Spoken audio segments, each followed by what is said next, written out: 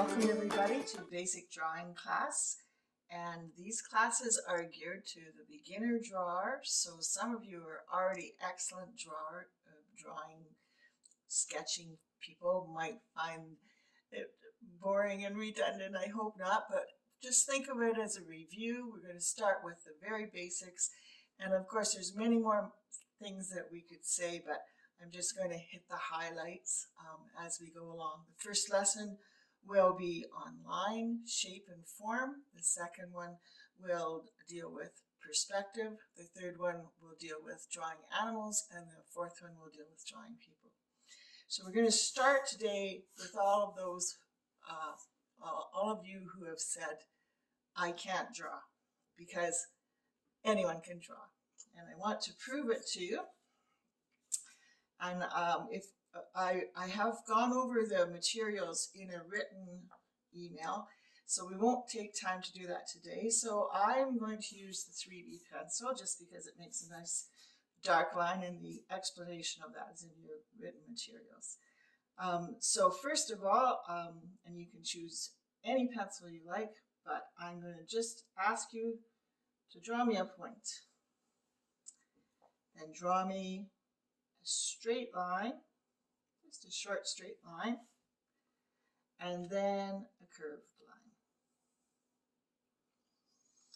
So when I say anyone can draw, everything that we draw is either a point, a straight line, or a curved line. And it's just how they're put together that makes them into shapes and people and things.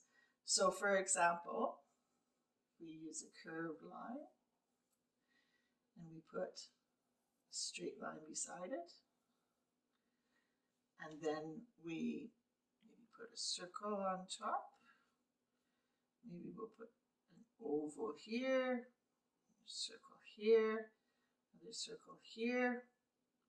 I want a triangle, another circle here.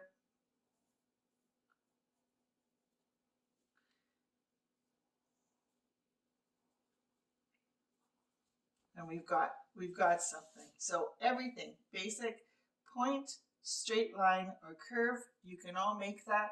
And so it means you can all draw. You can also take shapes, create those lines into shapes, and make other things as well. So that's where we're going to go today. We're going to start with points and straight lines and curved lines, and we're going to create them into shapes. So first we want to loosen your hand up a little bit. So how you hold a pencil is whatever is most comfortable with you. Some like to hold it downward like this. I'm more used to doing it like this. So just give yourself a little chance to loosen up.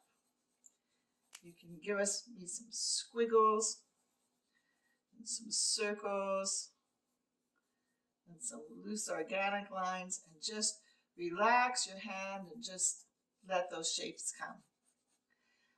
When we're drawing, we're not going to try to make a solid line. So when we're drawing a circle, we don't want to draw a circle like that. That's not necessary. We're just sketching it out. So use light, gentle lines to make your circles or your shapes. Just these little light lines, and then you can pick the best of those lines. More of a sketching mode rather than having one hard shape like that. The other thing we want to practice a little bit is, can you make me a series of vertical lines? And maybe some horizontal lines. Just sketching them in here. It's just to get comfortable with your pencil. Another thing you might want to try is try some of the other. You have an HB pencil, you have a 3B, and you have a 6B. So try the other ones to see the difference it makes in how dark or light your shading could be. So just give yourself some practice with some diagonal lines, some horizontal lines, some vertical lines, maybe some curves, some figure drawing, and maybe some spirals where you get smaller and smaller and smaller, or you start small and get larger and larger and larger. So just take some time in your sketchbook to just loosen your hand up with some curves and shapes to get practiced up. Take as much time as you need, use as much space as you need. The sketchbook is yours, so you can use as much space as you like. You may also even want to leave the first page blank so you can make an index on it, and then it's easy to refer to when we start looking at other concepts. So when a line, like what we were making, connects up and meets itself and encloses, we've created a shape. So I can take a line here and a line here. Remember, I'm just sketching in those lines. I'm not trying to make them really solid. And I can take those lines, and what I've done is I've enclosed in the center space, I've blocked out the outer space, and I've made myself a shape. So there are basic shapes to everything in the world. So there's squares, and squares have 4 even sides. There are rectangles, and rectangles have 4 sides as well, and the opposite sides are even. And there are circles,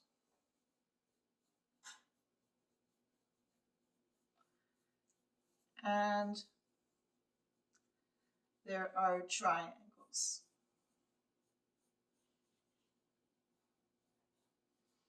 And we've enclosed all these, and because those lines have enclosed a space, it's called a shape now. Those shapes make up everything that you see in the world, unless it's an organic shape. And by an organic shape, I would say maybe something like a puddle might not fit into one of those shape categories. And we call them a shape because they're 2D. They just have length and they have width. But in order to make a 2D shape look more realistic, we have to add a 3rd dimension. We want to give those shapes a 3rd dimension, which is depth, and that will change those shapes into forms.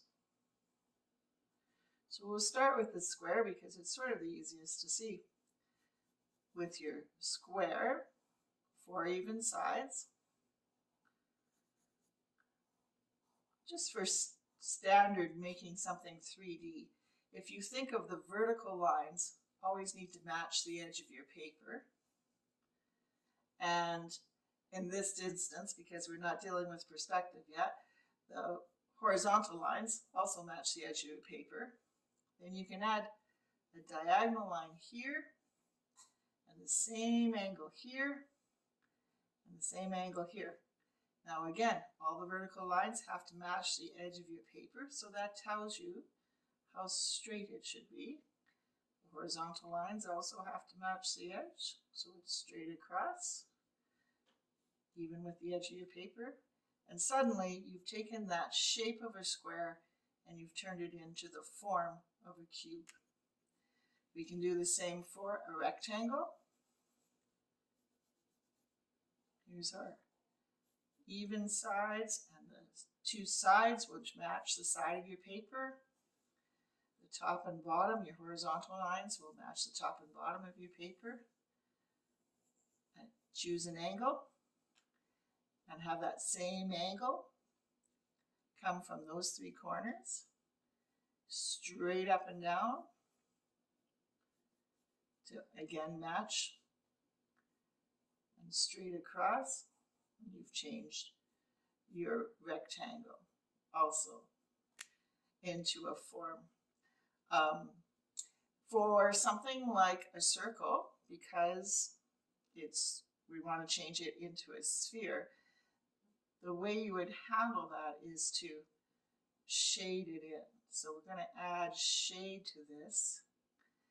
The shade is basically, on this side, it would be a backwards C.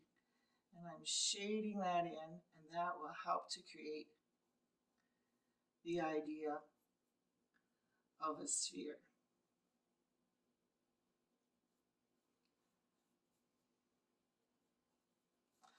And it would be darker over here because if the light is coming from this direction, the light hits here, this is more in shadow. So we're shading there to create that illusion of depth. The triangle, we could do it like we did the square, but we want to change this triangle into a cone shape. So we're going to start with your basic triangle. Instead of a straight line at the bottom, just curve that line a little bit. And then we're going to shade again. And that helps to create the idea that this is a round cone shape. It gets narrower at the top, it gets wider at the bottom, and you've created a cone. So there's not much in life that can't be drawn using these basic shapes and forms. Once you start to look around, you'll see that they attach together and they create tractors and cars and tables and chairs and people as well. So that's the starting point of trying to get more realistic drawing. But really, you're going to need, besides just shading, you're going to want to add some shadows. So if we take our square again, so basic square, diagonal line on 3 corners, and straight up and down lines here. Then if our light is coming from the sun here, and it's hitting the top of that cube that we've got, this side will be in shadow. It'll be shaded. But the shape also needs a shadow. So we're going to go from here, straight line out, and here, a straight line out, and give this form a shadow. It'll be a little darker on this side, and that will help to separate the actual form from its shadow. So if say that let's take this circle.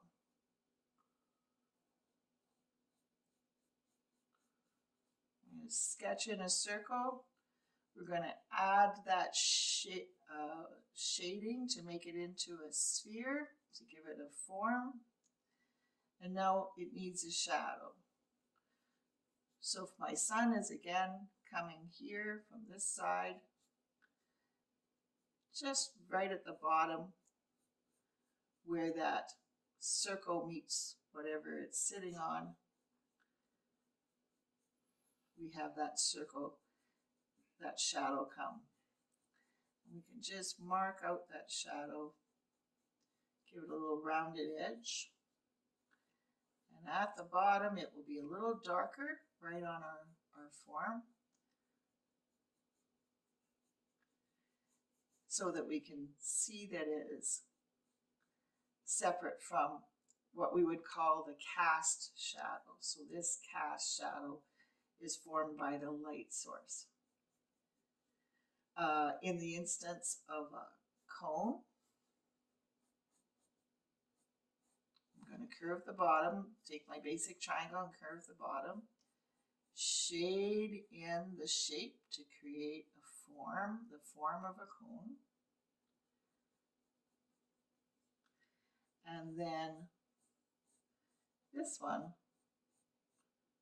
this shadow goes to a point at the top because it has to mimic the shadow of that cone.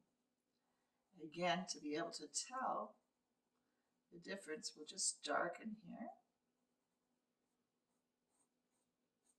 I've got mine a little curvy there, but you can use it quite a straight side too.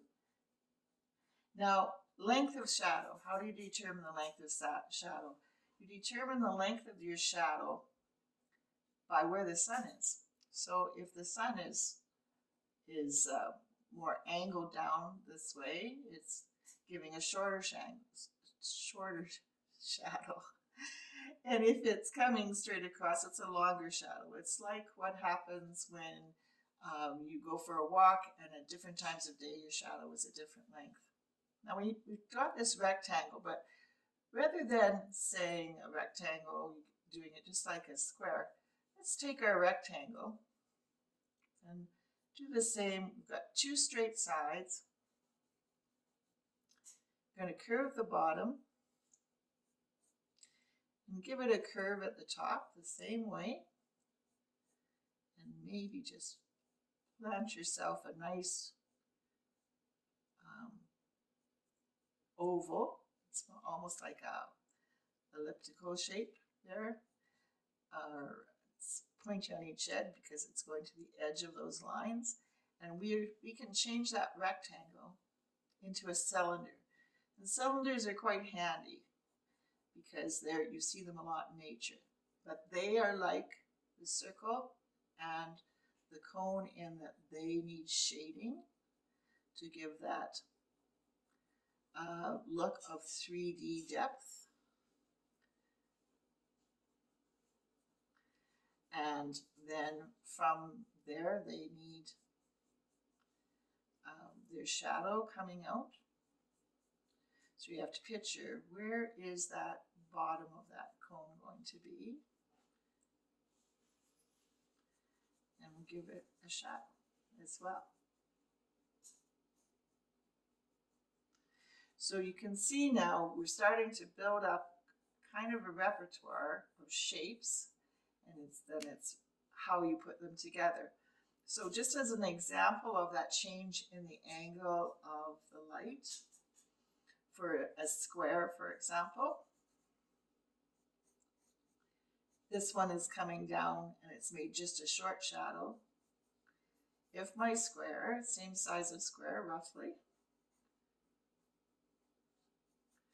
but if that sun is coming more straight on to that, the shadow might really elongate. So the shadow of that might be this long instead of just a short one like in there. So you as an artist are choosing the length of the shadows depending on where you choose to have your light source.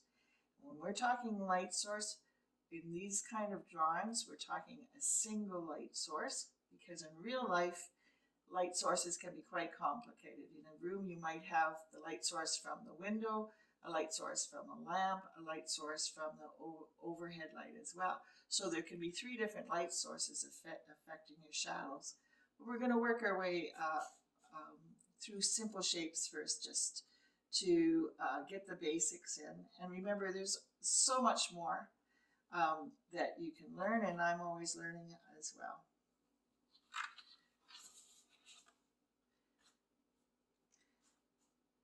Now, there's very few forms in nature that are just perfectly smooth, or in your house for that matter. There's usually texture, and texture is what will change everything. So these are what it would look like if everything's perfectly smooth. But if the thing you're looking at has any kind of texture, either on the ground or on the table or whatever, or in the shape itself, that will change everything. For example, okay, let's say this cube is sitting on a table. So here's my table, And I'm going to do my table the same way I did mine, because the table is just a flattened out rectangle, isn't it? I'm going to do my table the same way as I did my square. I'm going to give it some legs here. You can't see them all. And then there would be shadows if the light is coming. Let's say the light source is coming this direction. And this would be in shadow as well. This leg would be in shadow as well. And actually, the inside of that leg would be even a deeper shadow because it's tucked underneath. And it depends. Perhaps we would say that this would be a slight shadow, so it would be just lightly shaded in as with this. Then our source of light could be right directly on the top of the table and the top of your square. So that's where your cube is sitting on something smooth. But say your cube is outside. We've got a box sitting by a door.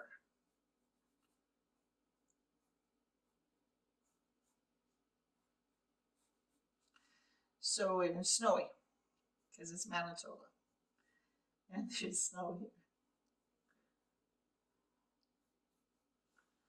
And I think it was FedEx just delivered. Here's your door. And there's a snowbank here. So this shadow no longer has this nice smooth area to extend to. It will still be shaded here if your box is smooth, but the shadow itself will change. It'll change shape depending on what it's hitting. So it might get picked up a little more on this side. Maybe it's straight there, but maybe there's a lump in the snow there, and it's picked up here a little more. So the shadows will form based on what kind of texture is in the ground, and then the other thing is what kind of texture is in your actual shape or form itself. So let's do it for instance. Here is your cube, but we're going to turn it into a wooden box. So mine has boards here, boards here. This is the inside of the box.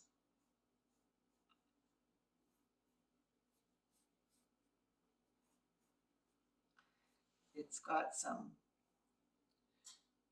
it's got 3 boards going back here. Sorry if I didn't make that straight. We need to have a straight line going down so we can see that that box has got an inside to it. Sorry, I think I got that not straight. And then it's got its shadow coming out here, and in this case it's sitting on something smooth, so we're not going to worry about that shadow. But in here, maybe there's texture on these parts. So no longer is it just a straight box shape. Maybe we're going to give it some wood. And some of these lines will end up being in shadow. For example, if my light is coming this direction, there'll be a little heavier shadow here. And there'll be a little heavier shadow here because this is a 3-dimensional board. But it will be lighter here and lighter here. So it starts to make everything a lot more 3D. Maybe there's the texture of the wood here. Maybe there's some nail holes. And you can also see how this side, although it's still in shadow, it would have stronger lines. because we've got those divides in the boxes. And maybe there's some nicks in that wood as well. So texture can add a great deal to making things more realistic. So now the trick of drawing is to really look at items and see the shapes in the items. So you want to see the line, you want to see the shapes, you want to see those forms, and you also want to see the shadows and the texture that makes that item look realistic. So that's your homework. You didn't know you were going to get homework, but your homework for me is to look around, really open your eyes and look at the objects that you have in your home. And it's easy. They're everywhere. There's all sorts of shapes. They're just handy that you can see. And start to visualize them as breaking them down into their actual shapes. I'll give you just some examples, and you're welcome to use these, but if you want to find your own, that's great too. And take as much space in your sketchbook as you need to. You have lots of room in that. So let's say we should be getting really good at boxes already, or at making cubes. So let's take this cube. It just starts the same way with those diagonal lines. And then let's turn this cube into a book, a really big book. We have a big dictionary in our home, and I'm going to turn this line curvy, and the spine of that book I'm going to curve. I'm going to make sure that my cover sticks out further past my page. I know this is going to be in shadow. These pages are actually straight and the cover's a bit curvy. And we're going to make it shadow. Of my dictionary, it has some bands on the back, so they're going to be a little bit darker. And you can make some lines for the paper. Maybe we can start to just see the little scribble of where the title is on it. So for each of the forms that we've talked about, I would like you to do a shape. So here's a book, and here in this instance, I've taken our cylinder, started out as a rectangle, got curved on the top, and changed into a cylinder, and I've taken that cylinder, I've added some shading, and I've turned that into a jar. Our circle, I've taken our circle, I've added the shading to turn it into a 3D form, always choosing where our light source is going to be. I've added the cast shadow here, and then I've given it friends and turned this into a bunch of grapes. And the last one, I took our triangle and I've tipped it upside down and curved the top, given it an opening here. And then because we want it to be 3D, we've given it depth by adding some shading. And I didn't add a cast shadow for this because in my mind, ice cream is always going to be held in someone's hand. So I just left it as an ice cream cone. I did give it a center here, but now I want to change that with texture and other lines to actually have an ice cream. So there's often those diagonal lines in an ice cream.